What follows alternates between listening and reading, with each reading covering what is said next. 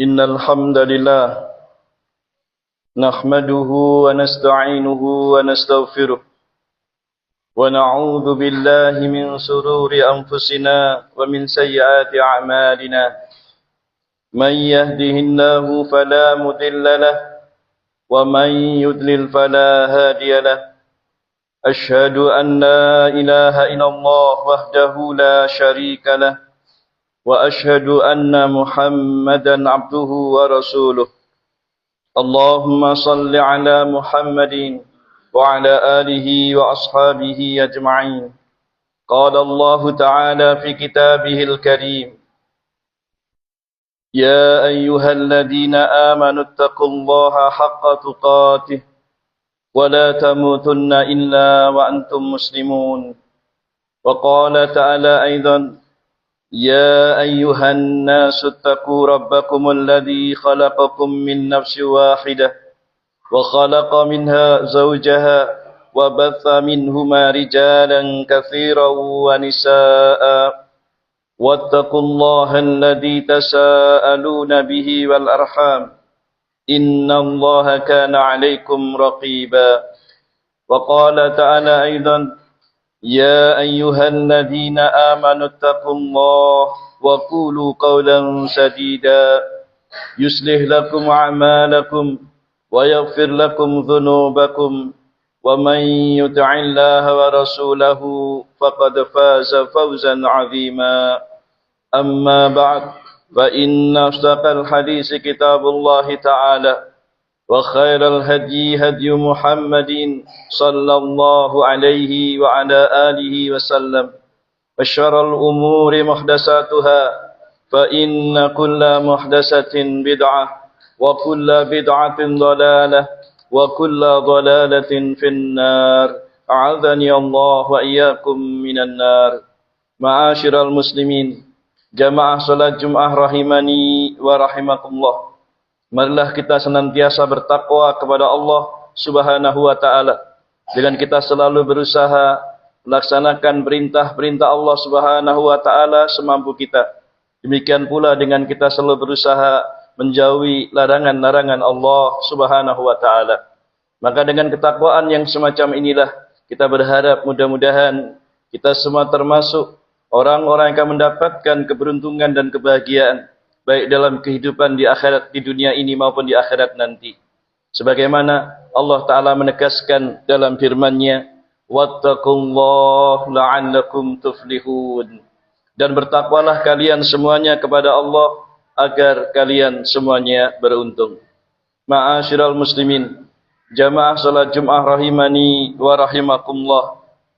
Sebentar lagi kita akan masuki bulan Dzulhijjah pada tahun 1446 Hijriah.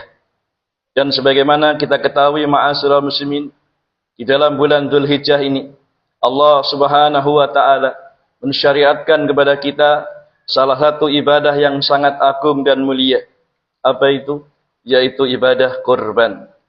Dan yang dimaksud dengan ibadah kurban ini adalah yakni kita melakukan penyembelihan hewan-hewan ternak tertentu yang dilakukan pada hari raya Idul Adha dan juga 3 hari yang setelahnya.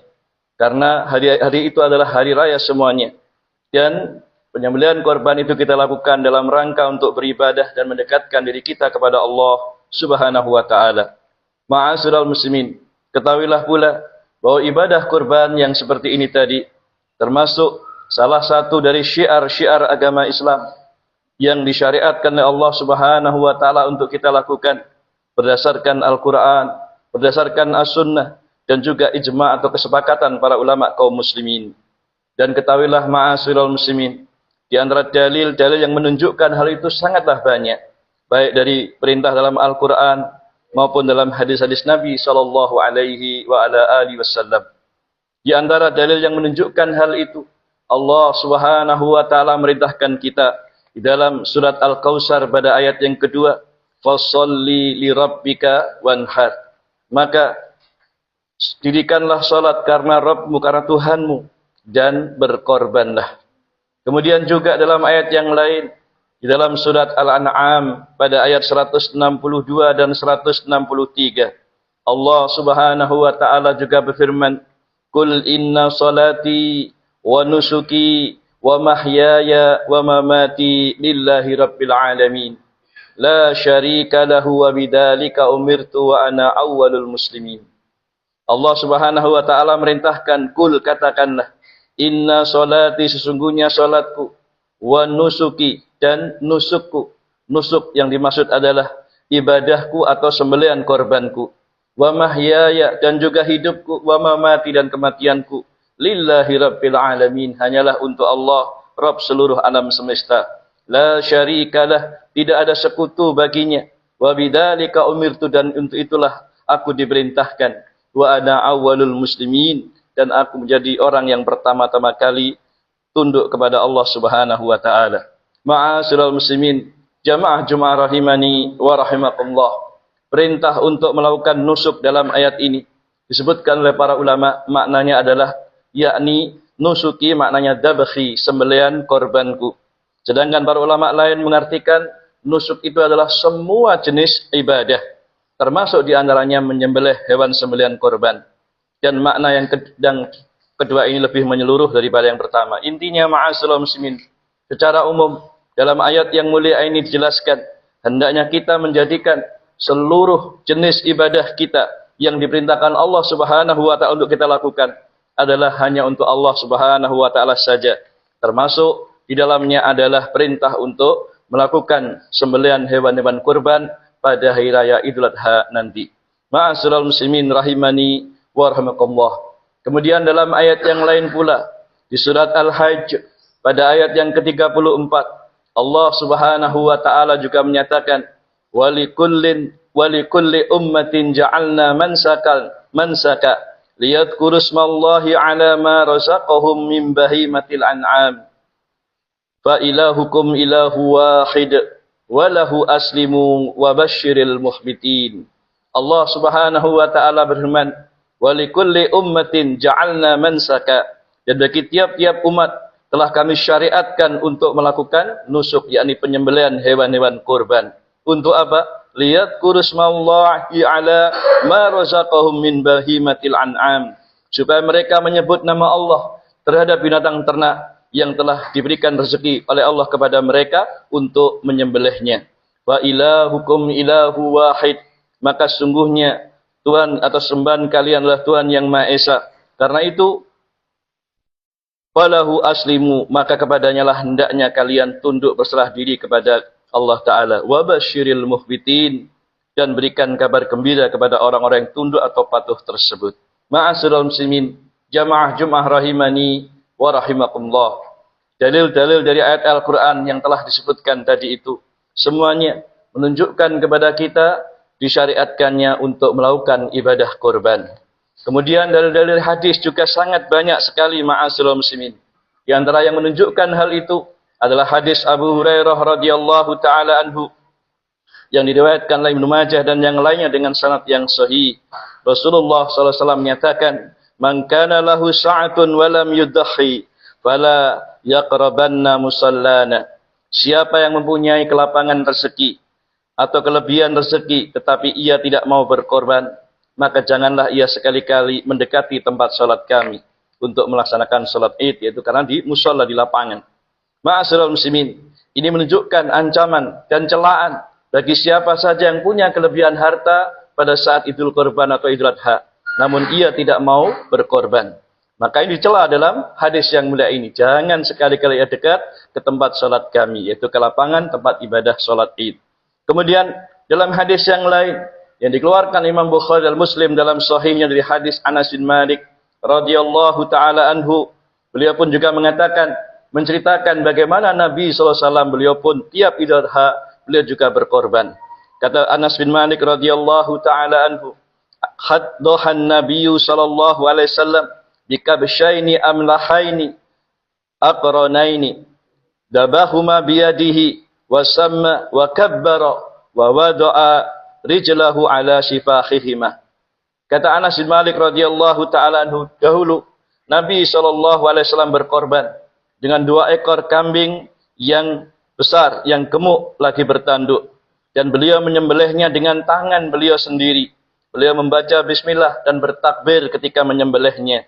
dan beliau letakkan kakinya di atas kedua leher atau di bagian sisi hewan korban tersebut. Nah, ini menunjukkan bahwasanya Rasulullah beliau melakukan korban.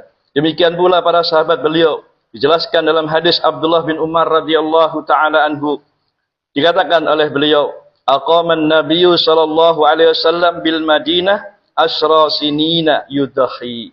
Dahulu Nabi SAW tinggal di kota Madinah, yaitu selama 10 tahun sampai wafatnya beliau, dan setiap tahun itu pula beliau selalu berkorban, yaitu menyembelih hewan korban. Ma'asyiral muslimin, masih banyak dalil-dalil yang lainnya. Yang intinya barakallahu fikum, ini semua menunjukkan kepada kita ma'asyiral muslimin bahwasanya Nabi SAW berkorban. Demikian pula para sahabat-sahabat beliau pun juga berkorban. Demikian pula kaum muslimin dari masa ke masa, dari zaman ke zaman telah melakukan ibadah korban tersebut. Karena itulah ma'asyiral muslimin, para ulama kita semuanya sepakat bahwa ibadah korban adalah perkara yang disyariatkan. Hanya saja para ulama kita berbeda pendapat tentang apa hukumnya. Sebagian menyatakan wajib, sebagian lagi menyatakan sunnah muakkadah. Dan yang benar dalam perkara ini adalah korban adalah hukumnya diwajibkan bagi mereka yang punya kemampuan. Dan siapa saja yang punya kelebihan rezeki pada hari itu, maka hendaknya dia berkorban dan wajib baginya mengeluarkan untuk ibadah korban. Seperti itu. Mengapa demikian? Hal itu karena ada beberapa alasan yang menguatkan tentang wajibnya bagi orang-orang yang mampu berkorban untuk berkorban. Yang pertama, karena sungguh Allah Subhanahu wa taala telah memerintahkan kita dalam ayat-ayat yang telah disebutkan tadi untuk apa? Berkorban. Demikian pula Rasulnya sallallahu alaihi wasallam menyuruh kita untuk berkorban.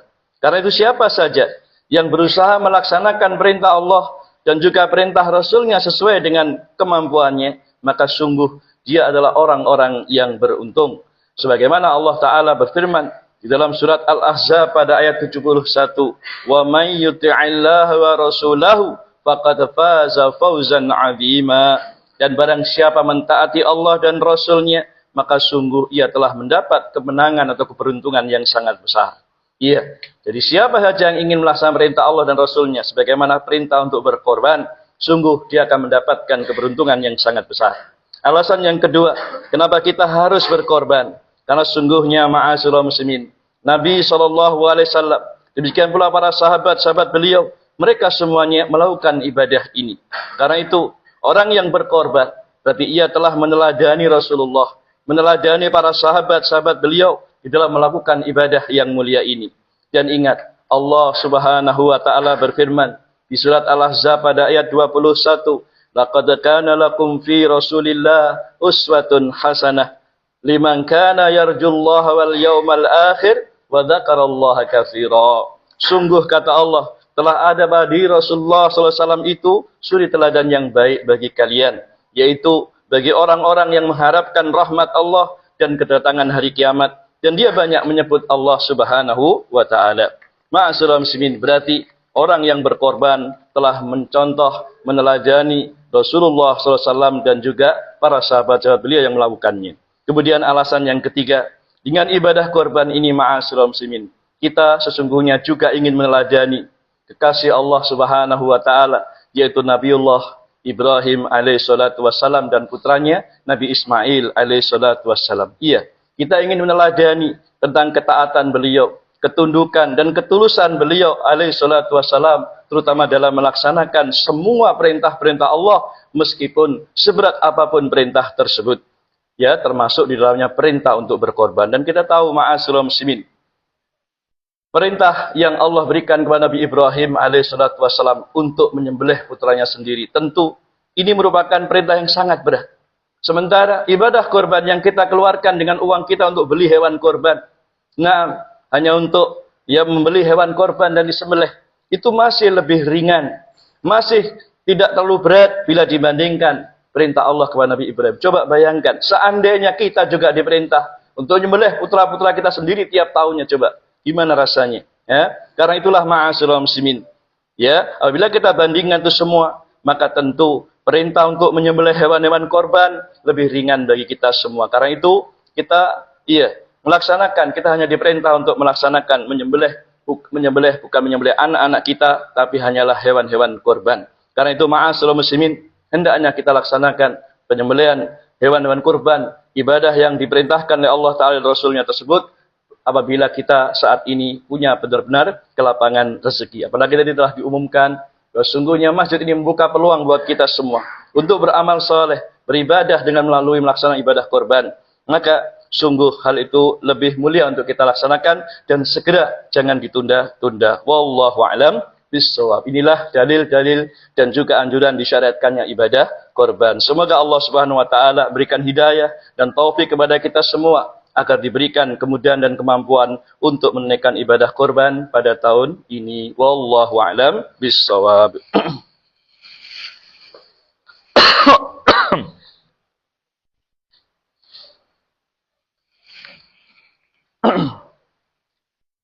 Alhamdulillah.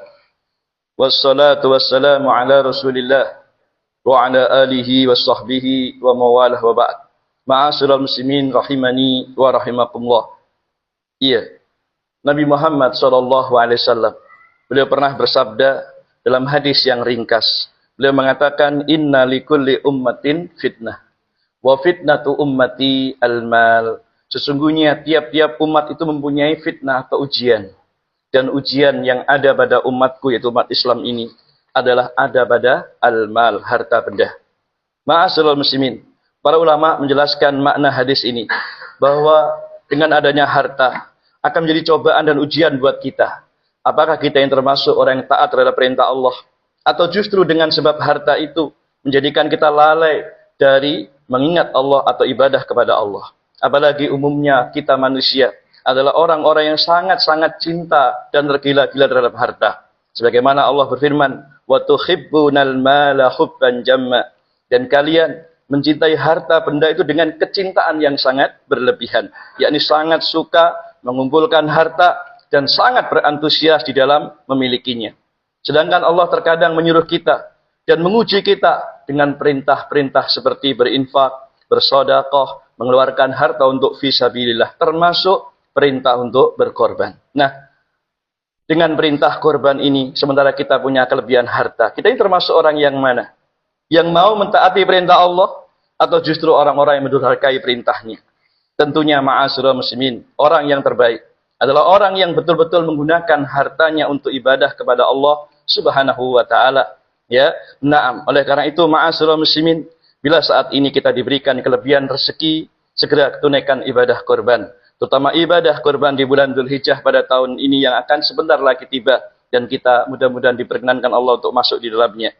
Oleh karena itu, kalau kita tidak merasa berat, yakni tidak eman-eman dengan harta kita, ya, nah, kenapa? Kadang-kadang kita ini disuruh kurban terasa berat. Sementara kalau kita beli rumah bagus, mobil bagus, sepeda motor bagus, ya, bahkan beli HP yang terbaru, beli barang-barang yang super mahal dan mewah, ya, atau sekedar untuk memburu gaya hidup, kadang kita rela mengeluarkan harta meskipun banyak. Lalu mengapa untuk berkorban saja dengan sedikit harta yang kita keluarkan terasa begitu berat, banyak pertimbangan ini dan itu dan seterusnya. Karena itu ma'asyiral muslimin, di akhir khutbah saya ingatkan dengan ayat-ayat Allah, di antaranya di surat At-Taubah ayat 38. Allah mengatakan, araditum bil hayatid dunya minal akhirah, fama mata'ul hayatid dunya fil akhirati illa qalil. Kata Allah Subhanahu wa taala, apakah kamu merasa puas dengan kehidupan di dunia ini sebagai ganti kehidupan di akhirat nanti? Padahal kenikmatan hidup di dunia ini dibandingkan dengan akhirat hanyalah sangat-sangat sedikit. Bahkan Allah mengingatkan dalam surat Al-A'la pada ayat 16-17, Allah mengatakan, bal tu'sirunal hayatad dunya wal akhiratu khairu wa abqa. Tetapi kamu lebih memilih kehidupan duniawi, sedangkan kehidupan akhirat adalah lebih baik dan juga lebih kekal. Dan masih banyak ayat yang sesudah ini. Intinya, kami ingatkan diri kami dan hadirin sekalian, ya, agar apa yang kita miliki dari harta-harta kita, maka jangan sampai melalaikan kita untuk ibadah kepada Allah dan juga melaksanakan perintah Allah, terutama perintah untuk berkorban nanti. Inti dan kesimpulan dari khutbah ini, ma'asyiral muslimin, kami ingatkan diri kami ajak kepada seluruh kaum muslimin semuanya yang saat ini memiliki kelebihan rezeki, ayo segera kita berkorban. Jangan tunda-tunda lagi. Jangan bilang nanti, ya.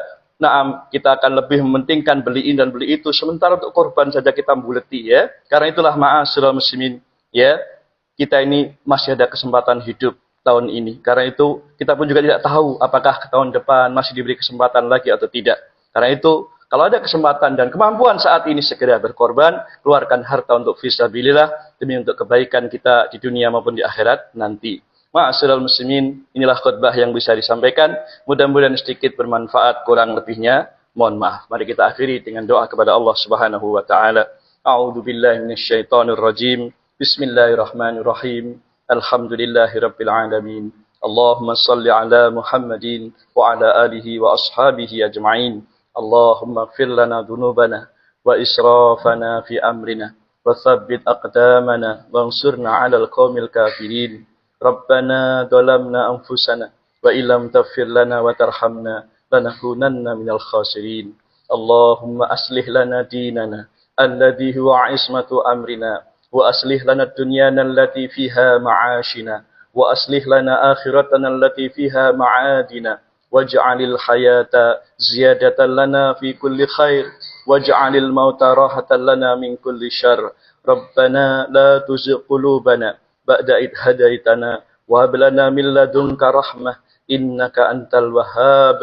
Rabbana hab lana min azwajina wa dhurriyyatina qurrata a'yun waj'alna lil muttaqina imama. Rabbana atina min ladunka rahmah wa hayyi' lana min amrina rasyada. Rabbana atina fid dunya hasanah wa fil akhirati hasanah wa qina adzabannar. وقنا عذاب النار وقنا عذاب النار وصلى الله على نبينا محمد وعلى آله وسلم والحمد لله رب العالمين. هدانا الله وإياكم أجمعين. سبحانك وبحمدك أشهد أن لا إله إلا أنت أستغفرك وأتوب إليك والحمد لله. أقم الصلاة.